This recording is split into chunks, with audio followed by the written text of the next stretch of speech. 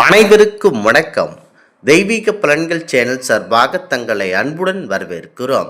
இன்று நம் காணொளியில் காண விரும்புவது, வாழ்க்கையில் பயங்கரமான தொல்லை தரக்கூடிய எதிரிகள் அதிகமாக இருக்கக்கூடிய 6 ராசியினர்கள் யார் என்பதை பற்றி இந்த காணொளியில் பார்க்கலாம். வாருங்கள் காணொளிக்கு செல்லலாம். மறக்காமல் ஒரு சப்ஸ்கிரைப் செய்யவும்.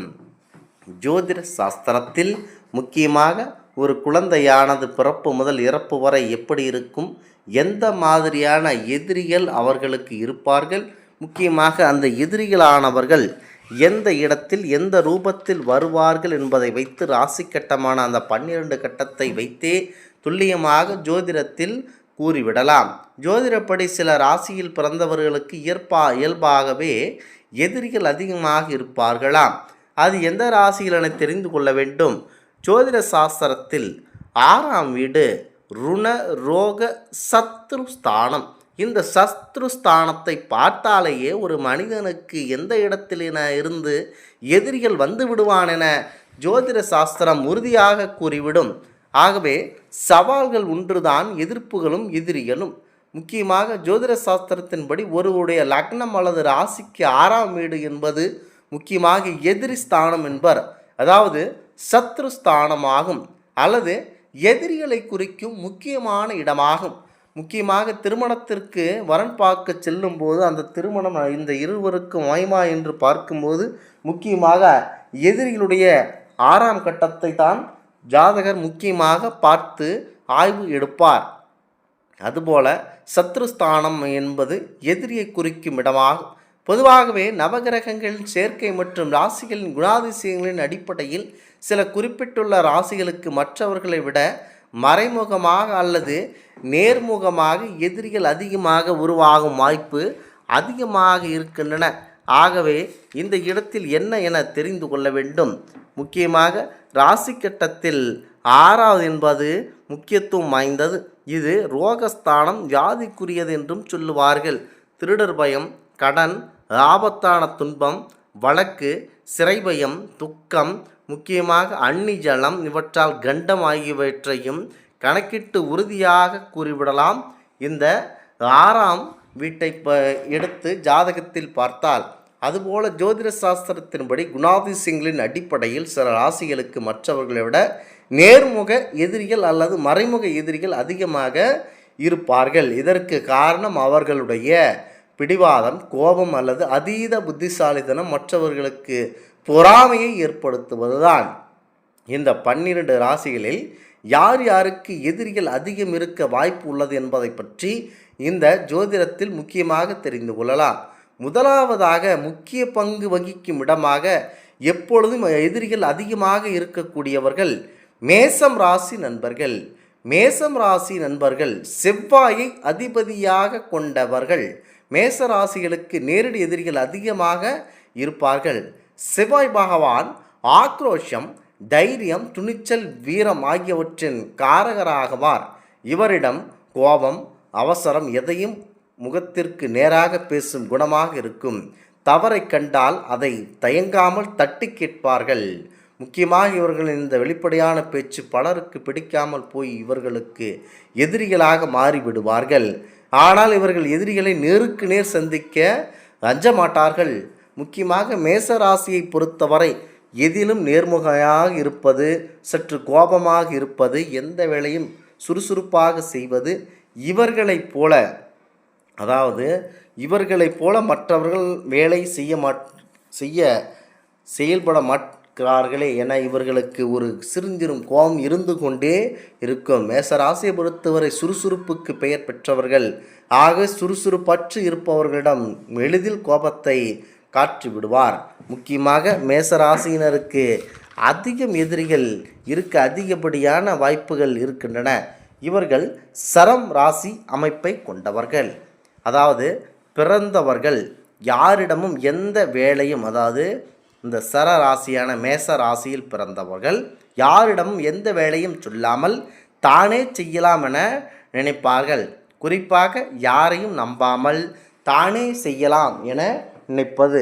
அதனால் இவர்களுக்கு எதிரிகள் அதிகமாக உண்டாக்கக்கூடிய வாய்ப்புகள் அதிகம். அடுத்ததாக மிதுனம் ராசி நண்பர்கள். புதனின் ஆதிக்கம் பெற்ற மிதுன ராசிகளின் வார்த்தைகள் மூலமாகவும் எதிரிகளை கொண்டு வர வாய்ப்பு இருக்கின்றன. இது உபயம் ராசி கொண்டவர்களாக இருக்கிறார்கள் மிதுன ராசியினர்கள். இந்த ராசியில் பிறந்தவர்கள் முக்கியமாக இந்த உபயம் ராசியில் பிறந்த மிதுன ராசிக்காரர்கள் ஒரு இடத்தில் நிலையாக இல்லாமல் அலைந்து திரிந்து இருப்பார்கள். எடுத்துக்காட்டாக கண்டக்டர்கள், அடுத்ததாக கமிஷன் ஏஜென்ட்டுகள், மெடிக்கல் ரெஃபரன்ஸ்கள், இந்த மாதிரியான தொழில் இவர்கள் செயல்படுவார்கள். இவர்கள் அங்குமிங்கும் திரியும் நேரத்தில் சில சண்டை சச்சரவுகள் அதிகமாக இவர்களுக்கு ஏற்பட வாய்ப்பு உண்டு. முக்கியமாக புதன் ஆதிக்கம் பெற்ற மிதுன ராசிக்காரர்கள் தங்களின் வார்த்தைகள் மூலமாகவும் எதிரிகளை கொண்டு வருவார்கள். புதன் ஆதிக்கம் பெற்ற மற்றொரு பிரச்சனையான கன்னிராசிக்கும் இதே பிரச்சனை தான். மிதுனராசிகளுக்கு இரட்டைத்தன்மை இருக்கும். இவர்கள் இரகசியங்களை தாமே தங்கள் வாயால் உளறி எதிரிகளை தேடிக்கொள்வார்கள். கன்னிராசிகளுக்கு எதிலும் குறை கண்டுபிடிப்பதிலும் வேலை வாங்குவதிலும் வல்லவர்கள். மற்றவர்களை கடுமையாக விமர்சிப்பதால் இவர்களுக்கு பணியிடங்களில் எதிரிகள் அதிகம் உருவாக அதிகப்படியான வாய்ப்பு இருக்கின்றன. அடுத்ததாக சிம்மம் ராசி நண்பர்கள். சிம்மராசிக்குரிய உரியவர் இந்த சூரிய பகவான் ஆட்சி செய்கிறார். சிம்மராசியில் பிறந்தவர்கள் மிகவும் தைரியசாலியாகவும் மிகவும் அதிகப்படியான கோபம் கொண்டவர்களாக இருப்பார்கள். இவர்கள் ஸ்திரம் ராசி அமைப்பை கொண்டவர்கள். இவர்கள் ஒரே இடத்தில் அமர்ந்து வேலை செய்பவர்களாக இருப்பார்கள்.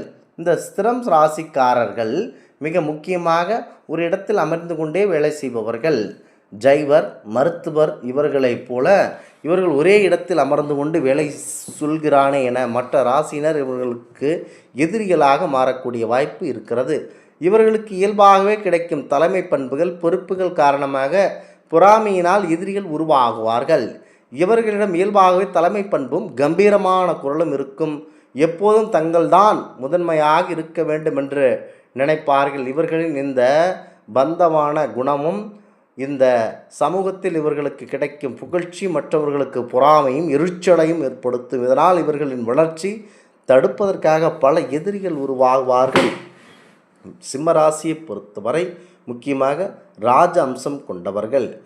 இவர்கள் செல்வந்தராக வாழக்கூடியது மற்றவர்களுக்கு பிடிக்காது. ஆகவே இது சூரிய பகவானுடைய முக்கியத்துவமான சொந்த வீடாக இருக்கும் சிம்மராசியில் இவர் ராஜ அம்சத்தை பெறுகிறார் என்பதனால் எவருக்கும் இவரை பார்த்தால் பிடிக்காது. அடுத்ததாக விருச்சிகம் ராசி நண்பர்கள். 12 ராசியிலேயே அதிகமாக மறைமுக எதிரிகள் சம்பாதிக்கும் ராசி என்றால் அது விருச்சிகம் ராசிதான். இவர்கள் எதையும் வெளிப்படையாக பேச மாட்டார்கள். இரகசியம் அதிகமுள்ள இவர்களிடம் அசாத்திய புத்திசாலித்தனமும் எதையும் சாதிக்கும் பிடிவாதம் மற்றவர்களுக்கு பயத்தையும் பொறாமையும் ஏற்படுத்தும். யாராவது துரோகம் செய்தால் அதை இவர்கள் எளிதில் மறக்க மாட்டார்கள். உடனடியாக எப்படி ஒரு கருந்தேலானது அந்த எதிரியை பார்த்தால் உடனடியாக சண்டைக்கு சென்று அதை போட்டு தள்ளுகிறதோ அதுபோலத்தான் துரோகம் செய்தால் அதை இவர்கள் மறக்க மாட்டார்கள். எத்தனை ஆண்டுகள் கழித்தும் அதை என்னுடைய வீரியம் குறையாமல் அவர்களிடம் அப்படியே இருப்பார்கள். இவர்களிடம் பழிவாங்கும் குணமும் அதிகம் இருக்கும். இவர்கள் இதனால் தான் இவர்களுக்கு தெரியாமலேயே பின்னால் நின்று குளிப்பறிக்கும் எதிரிகள் அதிகமாக உருவார்கள். நேரடியாக இவர்களை ஒன்றும் செய்ய முடியவில்லையே என நினைத்து கொண்டு அவர்கள் முக்கியத்துவமாக இந்த மாதிரியான செயல்களில் ஈடுபடுவார்கள். முக்கியமாக விருச்சிகம் ராசியினர்கள் ஸ்திரம் ராசி அமைப்பை கொண்டவர்கள். ஒரு இடத்தில் அமர்ந்து கொண்டு வேலை செய்பவர்கள். இந்த ஸ்திரம் ராசி அமைப்பவர்கள் இவர்கள் மருத்துவர், டிரைவர் போன்ற வேலைகளை செய்பவர்கள். ஒரு இடத்தில் அமர்ந்து கொண்டு ராஜாவை போல வாழ்கிறானே என நினைத்து மக்கள் இவர்கள் மேல் எதிரியாக கூடிய வாய்ப்பு இருக்கிறது. ஆகவே மற்றவர்கள் பயத்தையும் பொறாமையும் ஏற்படுத்தும். யாராவது துரோகம் செய்தால் அதை இவர்கள் எளிதில் மறக்காமல் அவர்களிடம் சண்டைக்கு செல்லவும் வாய்ப்பு இருக்கிறது. அடுத்ததாக முக்கியமாக கன்னிராசி நண்பர்கள். கன்னிராசியை பொறுத்தவரை அனைத்து இடத்திலும் மிக முக்கிய பங்கு வகிப்பார்கள். இவர்களுக்கு இயல்பாகவே எதிரிகள் அதிகமாக இருப்பார்கள். ஜோதிட சாஸ்திரத்தின்படி குணாதிசயங்கள் எதிரிகள் உருவாது ஒரு உரம் இருந்தாலும் உங்கள் தனிப்பட்ட ஜாதகத்தில் 6ஆம் வீடு சத்ருஸ்தானம் மற்றும் 12ஆம் வீடு மறைமுக எதிரி ஸ்தானம் பலவீனமாக இருக்கும் போதுதான் நிஜ வாழ்க்கையில் எதிரிகளால் பெரிய பாதிப்புகள் ஏற்படும். லக்னாதிபதி வலுவாக இருந்தால் எந்த எதிர்ப்பும் உங்களால் எளிதில் முறியடிக்க முடியும். உங்கள் ராசி இந்த பட்டியலில் இருந்தாலும் கோபத்தை குறைத்து பேச்சில் நிதானத்தை கடைபிடித்தால் தேவையற்ற எதிர்ப்புகளை தவிர்த்து வாழ்வில் நிம்மதியை காணலாம். அடுத்ததாக மிக முக்கிய பங்கு வகிக்கும் ராசிகளில் அனைத்து ராசியின் பெயர் இருந்தாலும் அனைத்தும் உங்களுக்கு வெற்றிகரமானதாகத்தான் அமையும். முக்கியமாக மேசம் ராசி, மிதுனம் ராசி, சிம்மம் ராசி, இந்த விருச்சிகம் ராசி இவர்கள் அதிகமாக எதிரிகளை சம்பாதிப்பதில் வல்லவர்களாக இருக்கிறார்கள். அடுத்ததாக கும்பம் ராசியினரும் இந்த எதிரிகளை அதிகம் சம்பாதிக்கும் இடத்தில் இருக்கிறார். ஒருவருடைய ஜாதக கட்டத்தில் 6ஆம் இடம் பலவீனமாக இருந்தால் அவர்களுக்கு எதிரிகளால் பிரச்சனை, தண்டனை அனைத்தும் கிடைக்க வாய்ப்பு இருக்கின்றது. இந்த இடம் கெட்டுவிட்டால் சற்று அமைதியுடன் இருப்பதே உங்களுக்கு நல்லது. ஆகவே சற்று அமைதியுடன் இருக்க வேண்டும். 12ஆம் வீடு, அதாவது 12ஆம் வீட்டையும் 6ஆம் வீட்டையும் வைத்து இது எப்படி இருக்கும், எப்படி அமைவான், எந்த மாதிரியான ராசிகளால் பாதிக்கப்படுவான் என்பதை தெரிந்து கொள்ள வேண்டும். முக்கியமாக 6ஆம் வீடு என்பது மிக முக்கியமாக ரோகஸ்தானம், வியாதிக்குரியது என்றும் அழைக்கப்படுகிறது. இது மட்டுமின்றி ஜாதகரின் விரோதிகள், நோய்கள், திருடர் பயம், கடன், ஆயுதத்தால் துன்பம், வழக்கு, சிறை பயம், துக்கம், அக்னி, ஜலம் இவற்றால் கண்டம் ஆகியவற்றையும் கணக்கிட்டு உறுதியாக கூறிவிட முடியும். எனவே நாங்கள் கூறிய இந்த ராசியினர்கள் இந்த பட்டியலில் இருந்தால் சற்று துல்லியமான ஜாதகரிடம் சென்று எப்படி இருக்கிறது, நான் எந்த மாதிரியான வாழ்க்கை வாழ வேண்டும், எந்த மனிதர்களிடம் பழக வேண்டும் என்பதை துல்லியமாக தெரிந்து கொண்டு செயல்பட வேண்டும். இந்த ஆன்மீக தகவல் உங்களுக்கு பிடித்து இருந்தால் தெய்வீக பலன்கள் சேனலை கண்டிப்பாக சப்ஸ்கிரைப் செய்து கொள்ளவும். மீண்டும் ஒரு நல்லதொரு காணொளியில் உங்களை சந்திக்கிறோம். நன்றி, வணக்கம்.